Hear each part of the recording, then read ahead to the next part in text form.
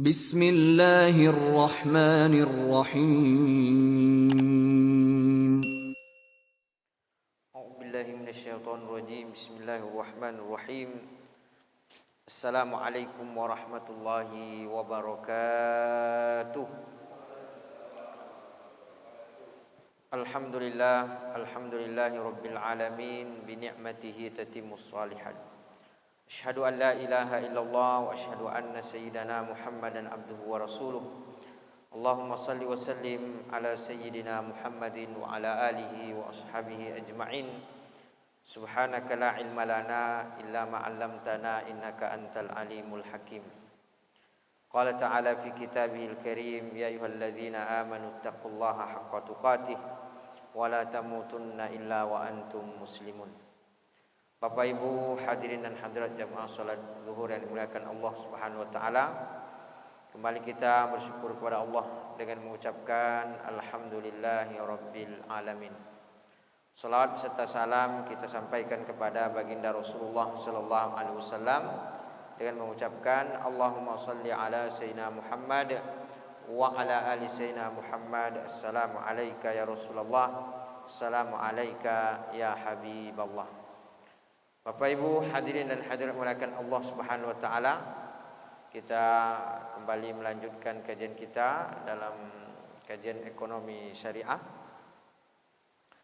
yang mana kita kembali dalam masih tentang tema daripada akad-akad syariah, akad-akad di dalam Islam. Dan kemudian setelah kita membahas ada akad yang bertujuan untuk memperoleh keuntungan dan ada juga yang bertujuan hanya sebagai sosial. Lalu kemudian di dalam Islam juga akad-akadnya memperhatikan aspek di antara aspek, yaitu adalah aspek keadilan, aspek memenuhi hak-hak antara pihak-pihak yang berakad.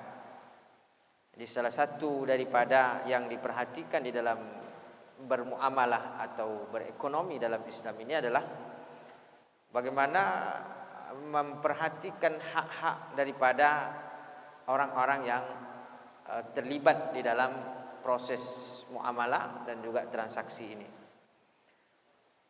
Pertama adalah pemenuhan hak, artinya mewujudkan hak yang sempurna terhadap setiap orang yang berakad. Nah, maka misalnya di dalam Islam bahwa tidak boleh melakukan hal-hal yang dilarang oleh syarak berupa penipuan, membohongi, karena ini adalah bagaimana memberikan hak yang sempurna. Kalau penjual membohongi pembeli, maka berarti ada hak pembeli yang terambil oleh penjual. Nah, maka di sini Islam sangat melarang daripada kebohongan, penipuan. Di dalam akad ijarah misalnya, akad sewa menyewa, maka Islam juga memperhatikan kebaikan di antara orang yang terlibat. Jangan sampai ada yang terzalimi. Maka oleh karena itu Nabi sallallahu alaihi wasallam bersabda, "U'tul ajira ajrahu qabla an yajiffa uruqahu." Berikanlah upahnya orang yang kamu upahkan sebelum kering keringatnya. Nah, ini menunjukkan bahwa betapa Rasulullah sallallahu alaihi wasallam, betapa Islam memperhatikan bahwa ketika orang sudah bekerja, ketika orang sudah diupahkan, jangan sampai orang sudah lelah, keringatnya sudah keluar, lalu kemudian justru ditahan haknya. Maka Nabi sallallahu alaihi wasallam memerintahkan, "U'tul ajira ajrahu qabla an yajiffa uruqahu." Jangan ditahan. Karena itu adalah bagian daripada kezaliman, bagian daripada menahan hak daripada orang lain. Dan ini sering kita temukan. Kadang-kadang ada orang sudah bekerja malah tidak dicairkan gajinya misalnya, malah kabur kontraktornya misalnya, malah hilang dia, pergi. Maka ini jelas bertentangan dengan nilai-nilai Islam, mengandung kezaliman di dalamnya, mengambil hak-hak daripada orang lain. Dalam hutang piutang, Allah Subhanahu wa taala juga sangat memperhatikan agar tidak ada orang yang terzalimi. Bahwa bagaimana keadilan betul-betul terwujud. Allah Subhanahu wa taala melarang orang untuk menambahkan hutang apabila dia tidak mampu memenuhi tepat waktu disebabkan karena kesulitannya. Allah Subhanahu wa taala berfirman, "Wa in kana dzu usratin fanadhiratun ila maisarah wa an tasaddaqu khairul lakum in kuntum ta'lamun." Jika orang punya hutang lalu kemudian jatuh tempo dan dia belum mampu untuk membayar disebabkan karena dia mungkin bangkrut, disebabkan karena mungkin dia ada hal lain sehingga dia belum mampu membayar, maka Allah Subhanahu wa taala katakan jangan engkau tambahkan pokoknya, tapi tunggu sampai dia mampu. Allah juga tidak meminta untuk diputihkan hutang itu, tidak meminta untuk diselesaikan, tapi Allah Subhanahu wa taala meminta kita untuk berlaku toleransi, memberikan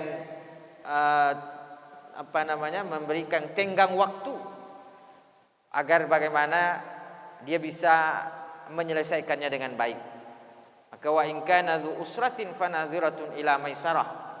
Kalau orang yang berhutang ini kemudian dia bangkrut atau misalnya dia belum mampu membayar karena kesulitannya, maka kata Allah Subhanahu wa taala, tunggulah sampai dia mampu.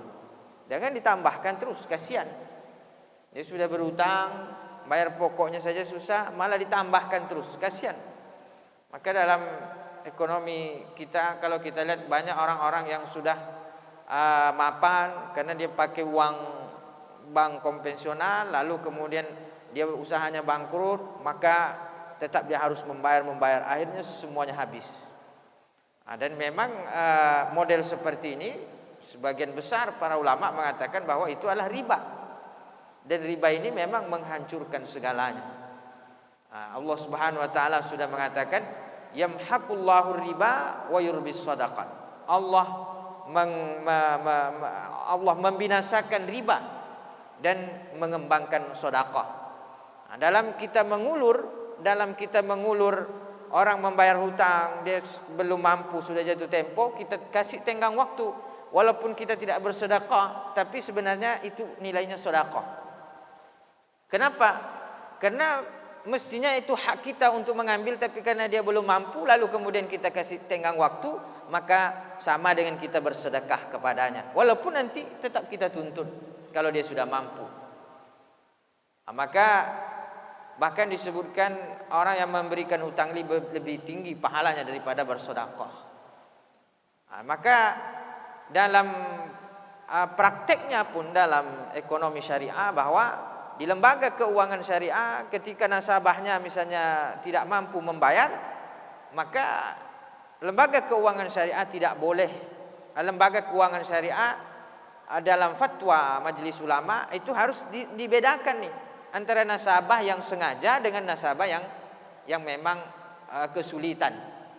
Kalau nasabah yang sengaja nih mengulur hutangnya, maka nasabah yang seperti ini boleh dikenakan denda. Nah, kenapa? Karena ada unsur kesengajaan. Dia zalim, kata Nabi sallallahu alaihi wasallam, matalul ghani zulmun. Kata Nabi, orang yang berhutang sudah mampu membayar hutangnya, tetapi dia sengaja mengulur, kata Nabi sallallahu alaihi wasallam, zalim dia. Karena kezalimannya itulah dikenakan denda. Memang ada beberapa pilihan hukumannya. Ini kan takzir namanya, hukuman. Karena dia zalim maka boleh dihukum. Ada beberapa hukuman, terserah kebijakan pemerintah menghukumnya. Boleh pakai penjara, dihukumnya boleh dicambuk, boleh. Tapi orang berhutang di penjara, itu kecuali kalau sudah lewat pengadilan. Dicambuk, ini tidak relevan. Masa orang berhutang telat bayar hutang dicambuk? Maka oleh karena itu di lembaga keuangan lebih relevannya didenda. Jadi ketika dia didenda ini karena ada unsur kesengajaan lalu kemudian didenda, maka ini khilaf di antara ulama. Ada yang membolehkan, ada yang tidak membolehkan. Tapi lembaga keuangan kita, lembaga keuangan syariah memfatwakan boleh sebagai bentuk antisipasi agar orang tidak mempermudah untuk mengulur hutang. Jadi kalau dia mampu, sengaja dia mengundur-undur, telat dia, maka kena denda. Tapi perlu diperhatikan, tetap ada perbedaannya. Kalau konvensional mengenakan denda, dendanya itu adalah sebagai pendapatan, sebagai pemasukan. Tapi kalau lembaga syariah mengenakan denda, denda ini bukan sebagai pendapatan, tapi denda ini disalurkan kepada lembaga-lembaga sosial. Jadi denda ini bukan sebagai keuntungan, tapi dia murni adalah untuk sebagai edukasi, sebagai pendidikan kepada orang yang berhutang ini agar jangan mudah mengundur hutangnya. Nah, tetapi kalau dia tidak mampu, telat dia membayar karena memang tidak mampu, maka disinilah syariat harus memberikan toleransi. Jangan dikenakan denda, tidak boleh ditambahkan. Bahkan kalau secara pribadi ini, hutang-hutang pribadi personal antara orang per orang, Allah Subhanahu wa taala menganjurkan wa antasaddaqu khairul lakum in kuntum ta'lamun.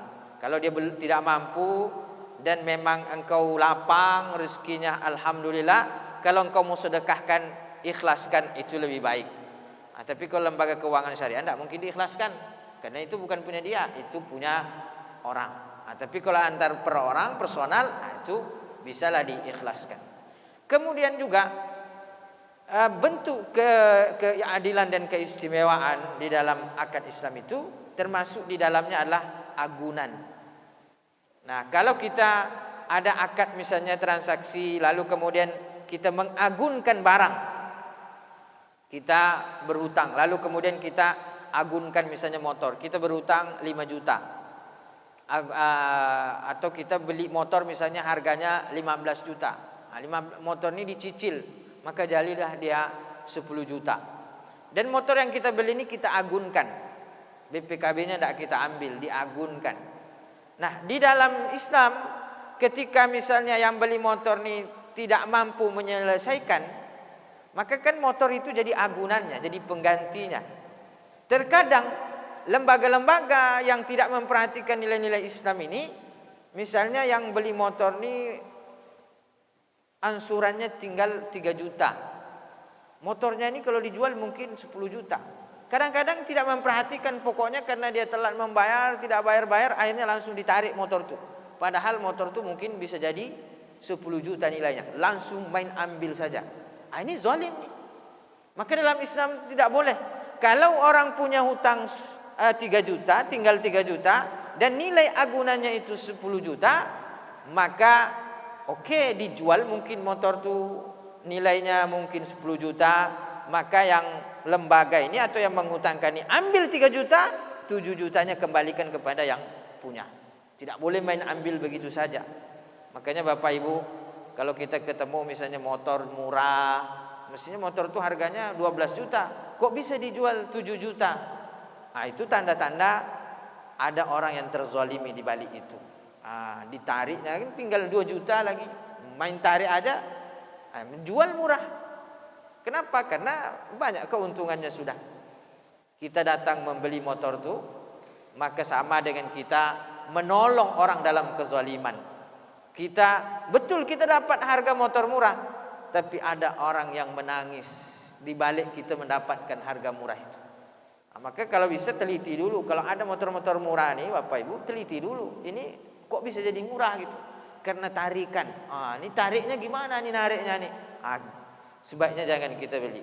Kenapa?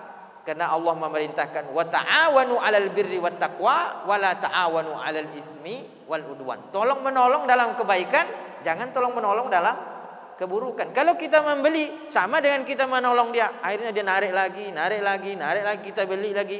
Betul kita senang dapat harga murah, senyum kita. Tapi senyuman di balik senyuman kita itu ada tangisan orang yang tadi ditarik, dia tidak mampu dia bayar, tinggal sedikit ditarik, menangis. Dia tidak punya kuasa, mau tidak mau ya kasihlah.